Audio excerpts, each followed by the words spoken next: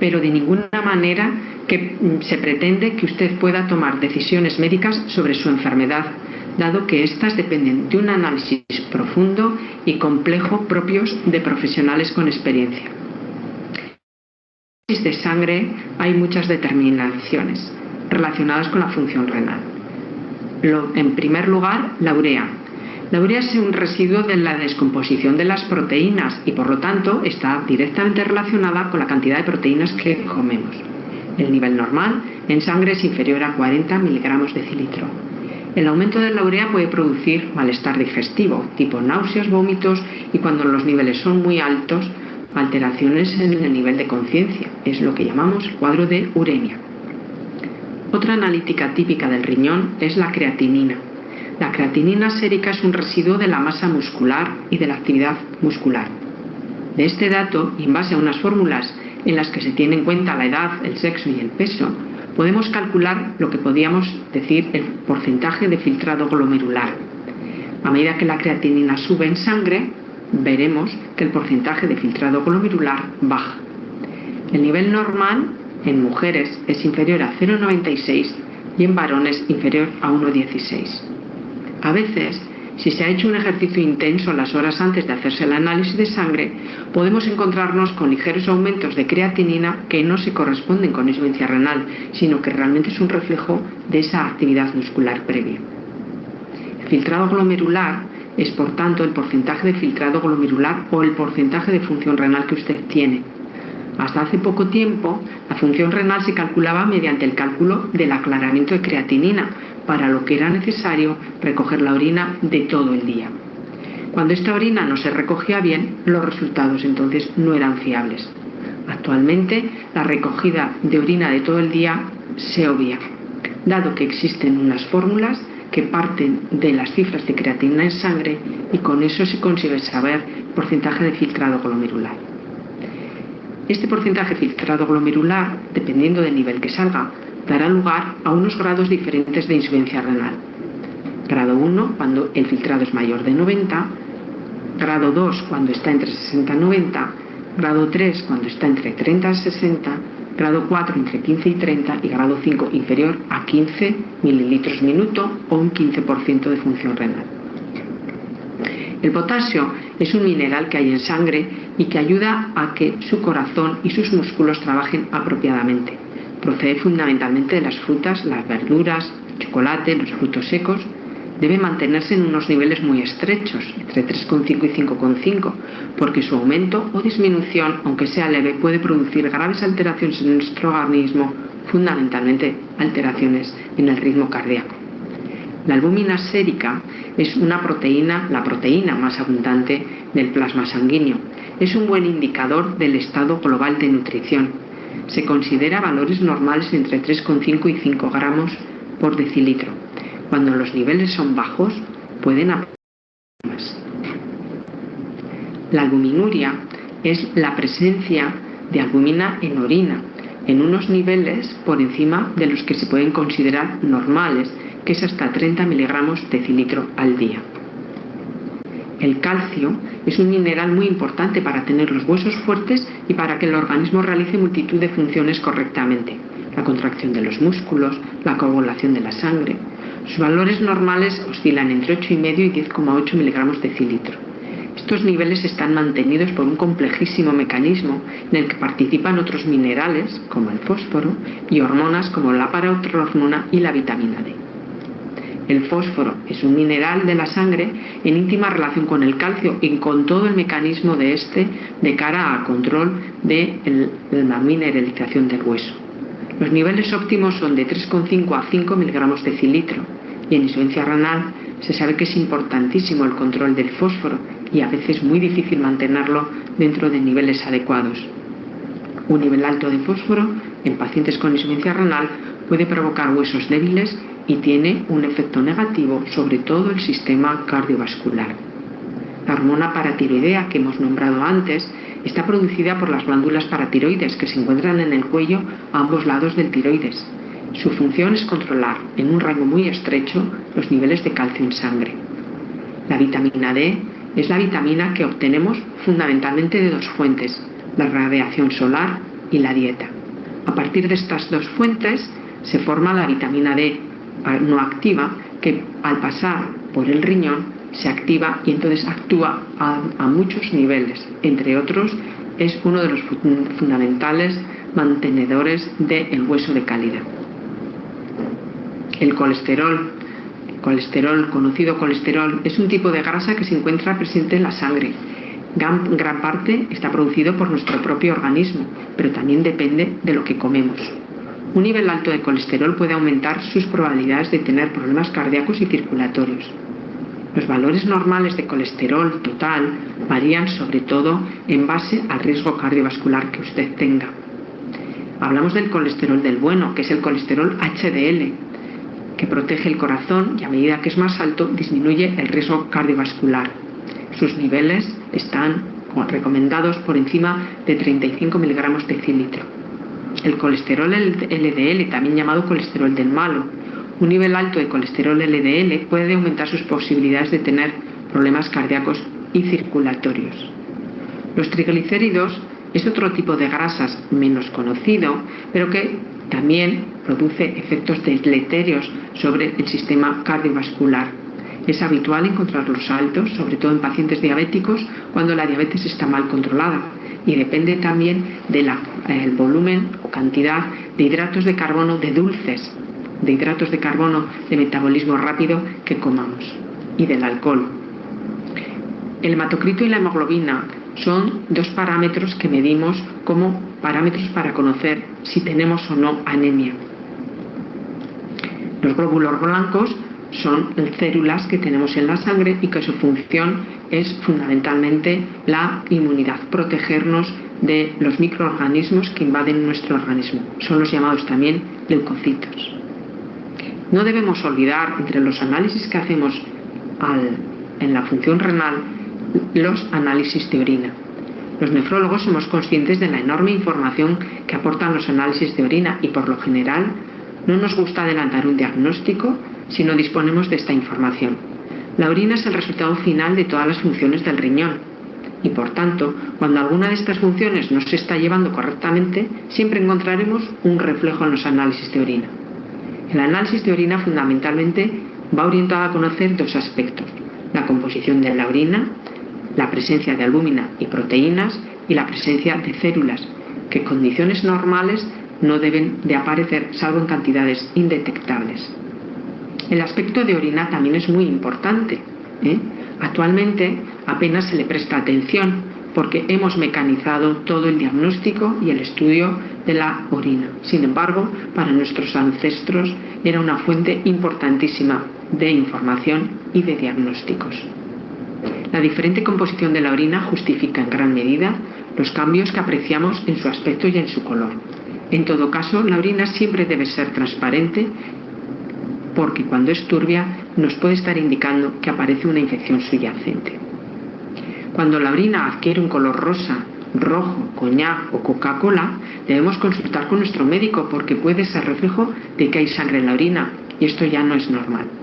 Del mismo modo, es habitual en personas predispuestas a formar cálculos o incluso en las no predispuestas, cuando las orinas están muy concentradas por beber poco líquido, esto es habitual y frecuente en verano, encontrar cristales de orina cuando se analiza en el microscopio.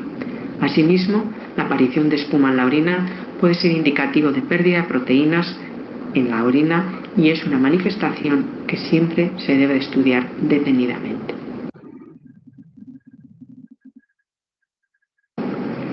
Hoy vamos a hablar de la interpretación de los análisis del riñón. Entonces vamos a generar ya nuestra parte teórica. Como ven, ¿a qué nos lleva esta anatomía y fisiología renal? Pues simplemente nos va a llevar a la visualización de cómo evaluar la función del riñón, ¿no? En semiología aprendimos y anatomía, hemos aprendido un poco las partes del riñón, algunas situaciones que ustedes ya las conocen, y el síndrome urémico era el síndrome que nos quedaba botando en la idea, ¿no? Del síndrome urémico, náuseas, vómitos, hiporexia y niveles nitrogenados elevados, o sea, una urea elevada, una creatina elevada. De acuerdo al laboratorio, la urea ustedes ya saben que puede estar entre 20 y 40, entre 20 y 50. La creatina puede estar entre 0.8 y 1,1, o entre 0.6 y 1, etcétera, ¿no? Entonces, tratando de que encaje este famoso síndrome urémico. Porque cuando vemos la anatomía y fisiología es sencillo, eso ya se vio. ¿Qué necesitamos en medicina 1? Necesitamos sospechar a partir de un síndrome, que es el síndrome urémico, que puede haber dos enfermedades básicamente, o injuria renal aguda o enfermedad renal crónica. Entonces los diagnósticos en medicina 1 se pulen. O es un tema agudo o es un tema crónico, ¿no? Partiendo de un síndrome urémico, partiendo de una elevación de los nitrógenados y partiendo de una sintomatología, ¿no?, que va a dar en ese momento. Sin embargo, es necesario precisar que el riñón recibe un 20% del gasto cardíaco, la quinta parte del fluido sanguíneo pasa por el riñón para efectuar todo lo que nosotros ya conocemos dentro del marco de la fisiología. El flujo sanguíneo renal, si bien es cierto, está alrededor entre 1000 a 1100 mililitros por minuto, y hay que tener en cuenta que más o menos la mitad de eso es el flujo plasmático renal, aproximadamente entre 600 mililitros por minuto. Pero ¿qué nos está diciendo este flujo sanguíneo, este flujo plasmático y finalmente esta filtración glomerular? Nos está diciendo que la sangre está llegando hacia la arteriola aferente y luego en el glomérulo, ¿sí?, se está pasando el plasma, ¿sí? El flujo plasmático es lo que de alguna manera está filtrándose. Y esto se da en el glomérulo y por eso se llama índice de filtración glomerular o tasa de filtración glomerular, que finalmente de esos 1100 que estaban pasando, pues nos quedamos con 120, ¿no? ¿Qué es lo que nos está dando en eso? Nos está dando en esos minutos, ¿no? Nos estamos dando con una filtración glomerular de 120, 100, 110, 120, más o menos es la tasa o índice de filtración glomerular normal en un riñón. ¿Qué quiere decir? Que cada minuto a 1.73 metros cuadrados se filtran o se limpian o se aclaran o se depuran 120 mililitros, ¿ok? Entonces, cada minuto 120. Y si ya sabemos que cada minuto puede ser 60 minutos, una hora, o 60 por 24, 1440 minutos, ¿no? Multiplicados por 120 mililitros nos da una cantidad enorme que traducido ya en litros sale 180 litros. Entonces, ¿qué quiere decir? Que por ese riñoncito cada día está pasando 180 litros, ¿sí? Está pasando 180 litros por ese riñón para empezar la depuración.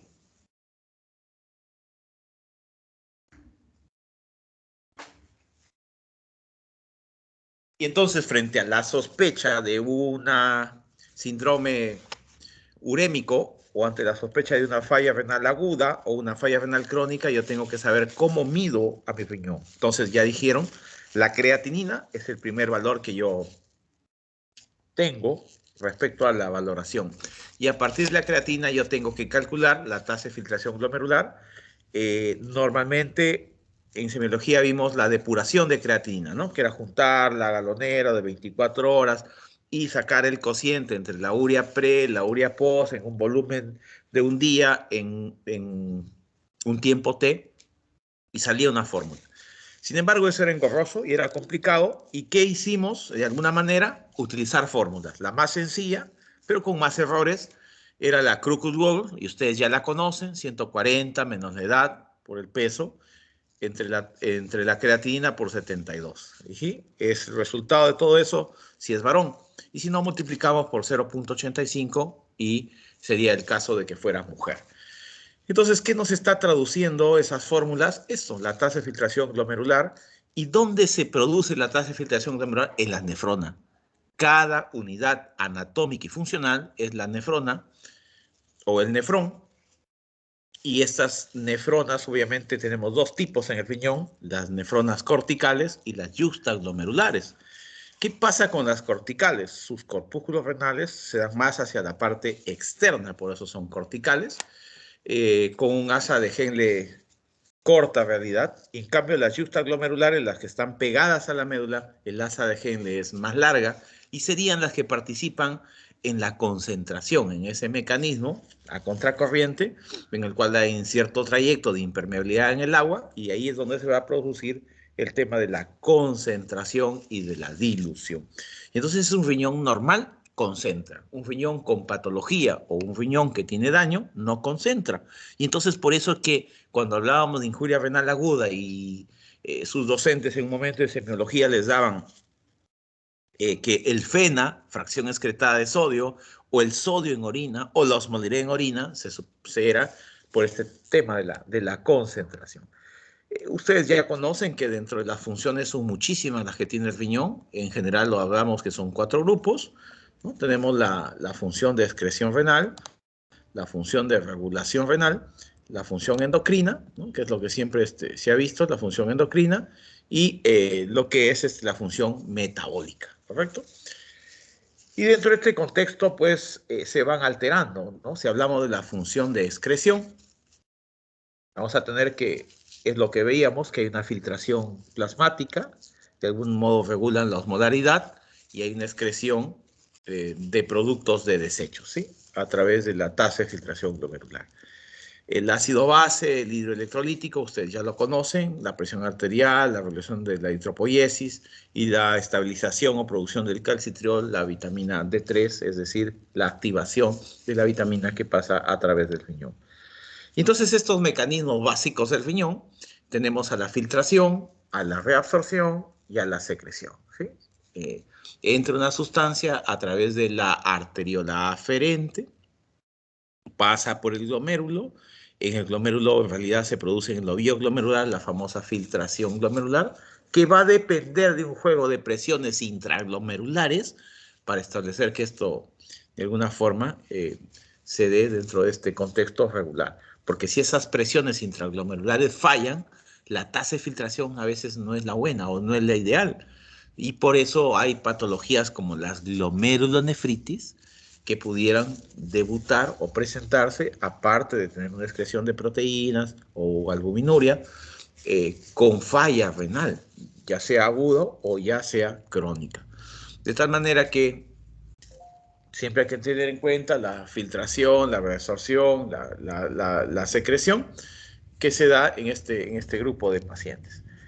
La función renal, que es glomerular, tubular o endocrina, es otro punto a considerar, porque hasta ahora estamos viendo un poco la función glomerular, que da la filtración glomerular. Pero también tenemos la función tubular, y en los túbulos, ¿qué se produce? La situación de la reabsorción, de la secreción y de la excreción, que se da pues a través del sodio, del potasio, del fósforo, los aminoácidos, la glucosa, el ácido úrico. Todos esos van a tener que reabsorberse en los túbulos. Hay síndromes que no se reabsorben y se pierden, ¿no? Prácticamente por un daño a nivel epitelial. Esto puede producirse en la necrosis tubular aguda, por ejemplo. No hay una reabsorción como tal y por lo tanto hay una mayor excreción de sodio. Y uno de los índices que es importante para valorar y diferenciar entre la falla renal aguda y crónico era eso, el FeNA. Si era menor de 1, era prerrenal. Si era 1 o más de 1, generalmente se asociaba como intraparenquimal y se decía que a veces cuando es mayor de 2 puede estar un poquito más asociada a lo que es la falla postrenal. Entonces eso es importante llegar a considerar, dado que este juego de presiones, de la presión de la cápsula de Bowman, finalmente tiene que haber una presión de filtración neta que esté en 10. Entonces, ¿cuál es la presión de filtración neta? Es 10. ¿Y esto de qué se deriva? De la diferencia entre la presión hidrostática, la presión intracápsula de Bowman y la presión oncótica. Y la presión oncótica que da las proteínas. Por lo tanto, cuando nosotros tenemos baja en proteínas, probablemente tengamos alguna alteración de este tipo. Y entonces es importante tener en cuenta. Comentábamos ya que pasa más alrededor de 180 litros al día, que se reabsorben el 99%, dada que nuestra orina es entre 1.5 y 2 litros, ¿no? Semiología nos decía entre 700 a 2 litros, pero en general se dice que es 1.5 litros. Y entonces si ha pasado 180 litros y solamente yo he podido excretar 1.5, he tenido que reabsorber el 99.9%, ¿no? Reabsorción de 178.5 litros, que es bastante. Y entonces, Para tener esta situación, el riñón debe estar indemne. No tiene que haber problemas glomerulares, como glomerulonefritis, tubulares, ya sean genéticos, como la acidosis tubulares, o algunas glomerulopatías que causan daño también tubular, o como la enfermedad renal aguda o la enfermedad renal crónica, y todos los que pueden derivar en estas causas. De hecho, que hay efectos vasoconstrictores y vasodilatadores que tienen que ver con lecho capilar glomerular, donde se va a dar ese intercambio, conocidos como vasoconstrictores a nivel general y sobre todo renal, la noradrenalina, hormona antidiurética, los leucotrienos, los tromboxanos, la angiotensina 2 fundamentalmente y serotonina, ¿no? Como vasoconstrictores. Eso es importante, porque los vasoconstrictores pueden aumentar la tasa de filtración glomerular, ¿sí?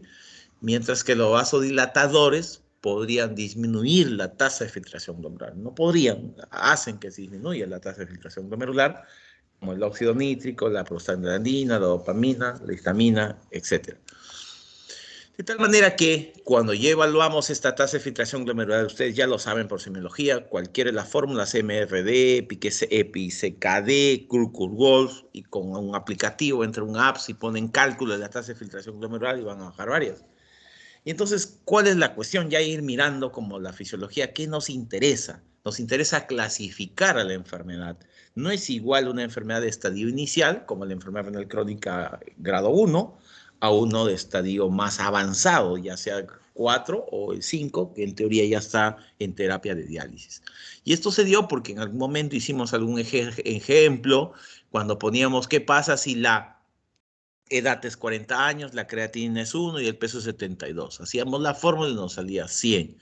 Luego, cuando la creatina era 1, luego poníamos que la creatina era 2 y los parámetros quedaban iguales y nos salía 50, luego 4, luego 25. ¿Qué quiere decir? Que la tasa de filtración glomerular es inversa a la creatinina. Entonces, en los análisis que uno pide, generalmente nos viene la creatinina. Y entonces, si yo tengo una creatinina muy alta, ¿qué estoy diciendo? Que inversamente le corresponde una tasa de filtración glomerular muy baja, porque son opuestos. Y que este síndrome urémico, del cual era difícil identificar a veces en semiología, hoy lo vamos a ver más notorio cuando la tasa de filtración glomerular cae debajo de 25 o cae debajo de 30, básicamente. Aquí en el ejemplo está 20.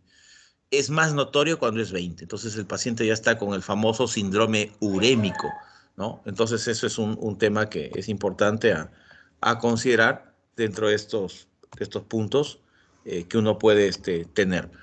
Por otro lado, era importante ver este punto de vista en qué otros sistemas participan. Y participaba, obviamente, en el sistema renina-angiotensina-aldosterona. Otra situación fisiológica interesantísima, porque ustedes saben que los electrolitos, ya sea el potasio, el cloro o el sodio, se van a mover de acuerdo a esta activación del sistema renina-angiotensina-aldosterona.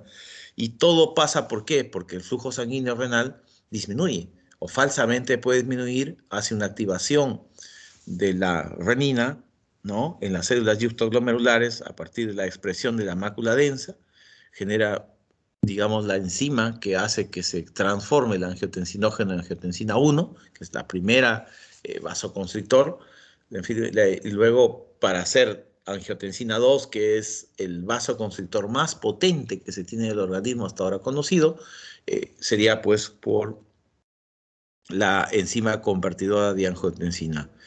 De tal manera que es importante tener en cuenta estas características para poder ir viendo qué otro punto uno puede tenerlo.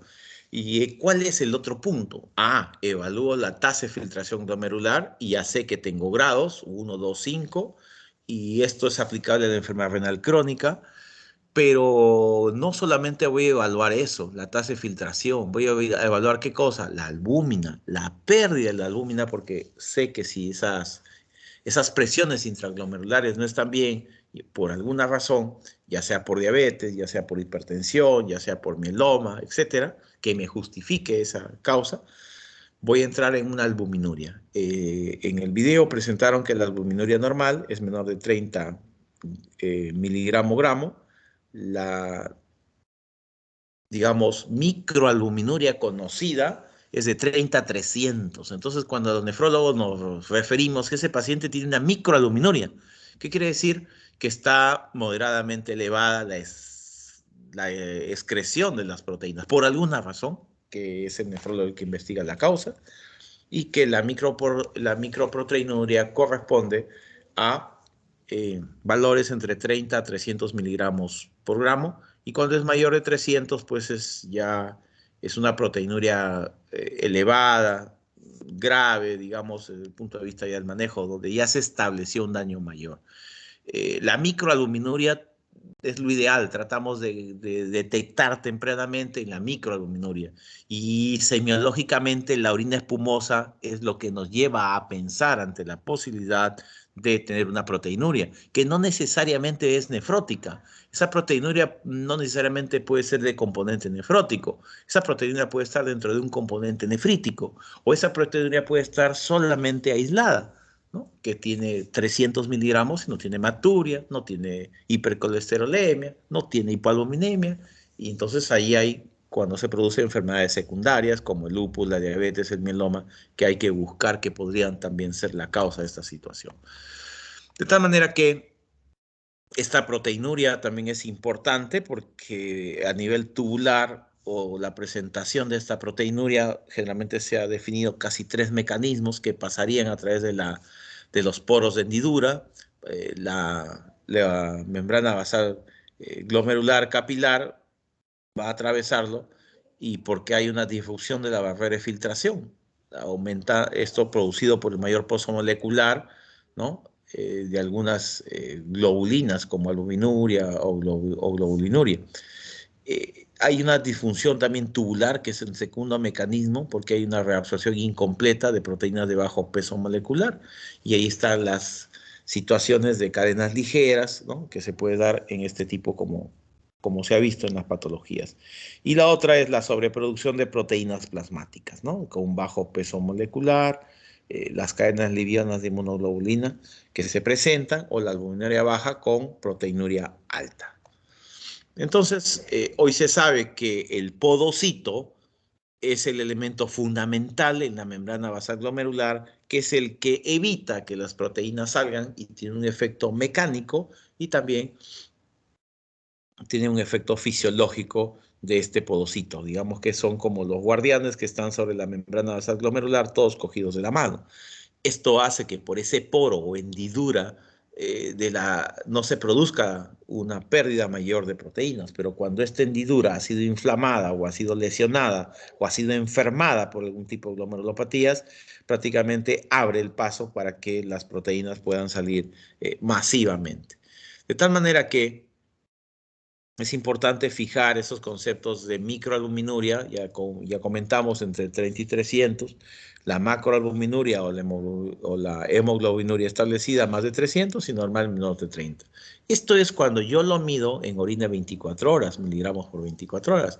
Pero también puedo sacar un cociente, y eso está de moda ahora, el cociente albuminuria-creatinuria, ese cociente de miligramos gramo, ¿no? En tal manera que la albúmina estandariza un poco mejor a darle estabilidad a la creatina. Entonces se toma una muestra aislada de albúmina y creatina a la vez en orina, y como ven, los valores corresponden a los mismos. Cambian las unidades, pero casi los mismos valores. Donde sí hay un cambio importante es en la proteinuria de una muestra aislada, ¿no? Cuando medimos a proteínas con creatinas, el cociente de proteína-creatinina. Aquí cambia porque las proteínas es todo, ¿no? Por ejemplo, si un sujeto está en 5 gramos de proteinuria total, de repente hay un porcentaje mucho menor de albuminuria, pero que está dentro del componente general de lo que es las proteínas. Este síndrome urémico es el caballito de batalla que nos va a generar diagnósticos como injuria renal aguda, enfermedad renal crónica. Y su diferencial, ustedes ya lo conocen por semiología, el tamaño de los riñones es importante, medido a través de ecografía inclusive. ¿Sí? Medido a través de la ecografía, ¿no? Para poder visualizar de algún modo esas situaciones importantes. Y entonces se vio que en el síndrome urémico no solamente es la ureacreatinina la que se altera, ¿no? Se altera el sistema renina-angiotensina-aldosterona, generando hipertensión arterial. Hay una retención de agua y sal, generando trastornos del balance hidroelectrolítico. Por otro lado, hay un aumento del fósforo, que ya comentamos, ¿no? Hay una acidosis por esta tendencia que tenemos de la falla renal, porque ya hay una excreción de hidrogeniones, y también tenemos una situación con la vitamina D. Y todo esto también puede repercutir en qué? En la tasa de filtración glomerular, el GFR, que puede ser bajo. ¿Sí? Este GFR también puede ser muy bajo y te corroboran hacia lo que es una injuria renal, perdón, crónica. Y entonces hay unos tips en lo clásico de la enfermedad renal crónica. Eh, lo clásico que siempre vamos a encontrar en este tipo, perdón, en este tipo de patologías de la enfermedad renal crónica, siempre vamos a encontrar que tenemos el fósforo bajo, pero hay que agregar aquí que también tenemos el calcitriol bajo. Entonces sí es importante poder visualizar el calcitriol bajo. Eso también está dentro del contexto que se tiene respecto a lo clásico de un paciente con enfermedad renal crónica, y por eso me he tenido un poquito para poder enfatizar y pues ustedes puedan visualizar. O sea, el calcio y el calcitriol bajo, ¿sí? Calcio y No sé calcitriol qué bajo. diapositivas. PTH y fósforo elevado, ¿sí? Eso es lo que No, vamos a encontrar. doctor, disculpe, no se puede Sí, ver su presentación. a ver, vamos a ver qué pasó. Ahora un minuto. Gracias. Ya, a ver, vamos a ver.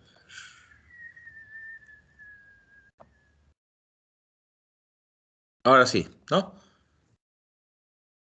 Sí, ya se puede ver. Gracias.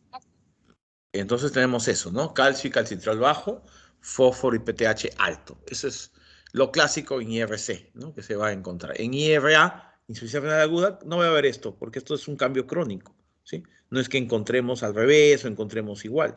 Podríamos de repente encontrar un calcio bajo, normal o alto. No es un parámetro fundamental como diagnóstico, es más, es para el crónico.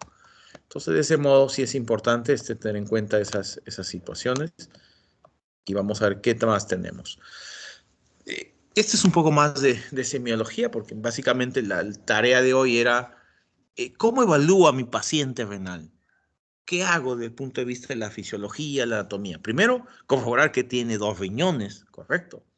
Y no los puedo palpar si hay alguna situación difícil de hacerlo, como los obesos, los sobrepeso ya no, se dice que es mucho más factible en gente delgada, ¿no? Y es rarísimo. Entonces, si no puedo palpar los riñones, ¿a qué voy? A la ecografía. Entonces, la ecografía me dice si tiene 1 o 2 riñones.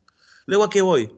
Voy a una creatinina. Esta creatinina, ¿qué me dice? Si está bien o no está bien dentro del valor normal. Y yo asumo que si está bien, el riñón está depurando bien y hago mi cálculo ya no en una depuración, sino con una fórmula. Y me arroja algún grado de enfermedad renal, sea 1, 2, 3, 4 y 5. Y bueno, ya en terapéutica, en medicina 2, se verá qué tratamiento tienen estas situaciones.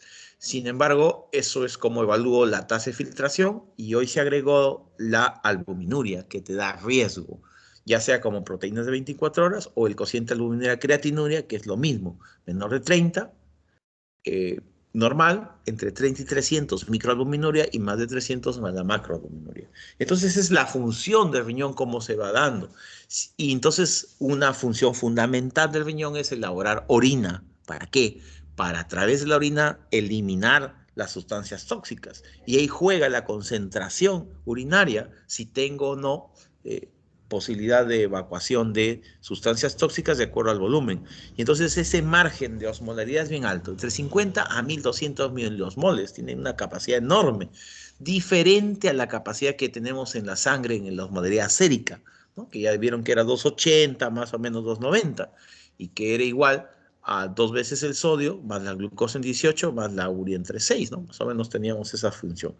Pero digamos que todo funciona bien, y de pronto hay un problema en qué, en la micción, en la eliminación de la orina. Entonces el paciente va a veces al nefrólogo no porque aparentemente hay una falla renal, sino porque tiene dificultades en la diuresis y que a veces encuentra que se rebosa, a veces que no puede orinar, y entonces ahí jugamos mucho con el urólogo, ¿no? Porque el urólogo es el encargado de decirme si es que esa parte anatómica, como la vejiga, está perfecta, o hay una distonía, o hay una alteración, o hay problemas diabéticos que influyen, u otras situaciones. Lo que tenemos que recordar es que la fase de llenado o la continencia, cuando la vejiga está llena, juega el simpático. El sistema simpático te está diciendo, esto está ahí. Pero cuando uno ya no puede contener la orina y mucha micción, o se cae la micción, o se sale espontáneamente, es la fase de vaciado y está comandando por el parasimpático. Bueno, eso es un poco de situaciones que ustedes ya han conocido en semiología, ahora lo van a usar como disuria, polaquiuria, tenemos vesical, nicturia, retención urinaria, etcétera, ¿no? Se va a ver mucho estas situaciones. Entonces, este síndrome urémico siempre empezamos a ver si es agudo o crónico. ¿Por qué? Por el tiempo de enfermedad. ¿Por qué? Por la sintomatología del paciente. ¿Por qué? Por la forma de inicio de los síntomas. ¿Por qué? Por medicación u otra enfermedad diagnosticada, ¿no? Entonces, este síndrome urémico es importante porque de primer saque a veces uno tiene que descartar en un varón, sobre todo más de 60 años, la uropatía obstructiva, ya sea por próstata, por cáncer, por ganglios, infecciones, etcétera, que tiene problemas, estos signos de obstrucción en el tracto de salida y la retención urinaria. Entonces hay una distensión de la vejiga, ¿no? Al inicio puede haber un poco de malestar, como la disuria, puede haber un poquito de dificultad para la micción. El chorro normalmente tiende a hacerse fino y débil y demoran un poquito para empezar a la diuresis.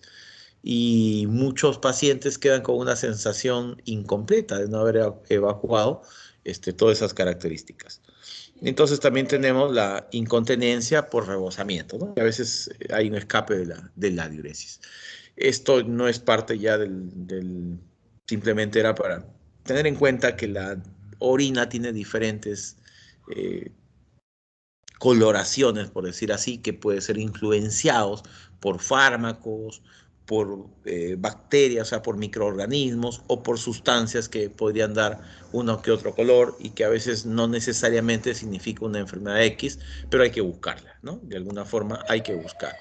Generalmente a nosotros la turbidez nos llama la atención por las infecciones, por la litiasis. Es difícil diferenciar entre rojo, marrón, que puede ser por alimentos, por la mioglobina libre, por las porfirinas, etcétera, ¿no?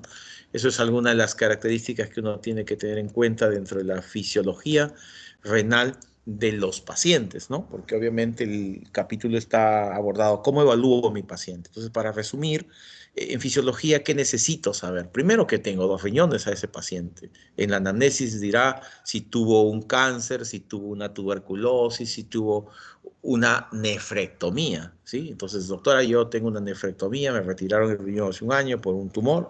Entonces estoy al frente de un paciente monorreno, ¿no? O alguien que se sorprende, ¿no? Después de ecografía le dice, usted no tiene riñón. ¿Cómo no tengo riñón si toda mi vida he vivido normal? Claro, pero no se ha hecho nunca un despistaje.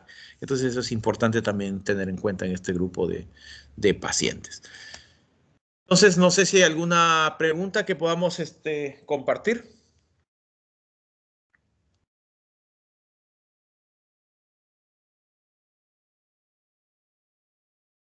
Bueno, si no hay alguna pregunta, es probable que vayan saliendo en el transcurso de las clases y normal, podemos ir absorbiéndolos. Mañana con mi grupo empezamos a la 1, que estamos quedando por ahí con algunos compañeros, obviamente van a hacer la consulta, en la mañana hay ciertas dificultades, salud está de paro mañana, entonces va a ser un poco difícil poder interactuar a través del Zoom.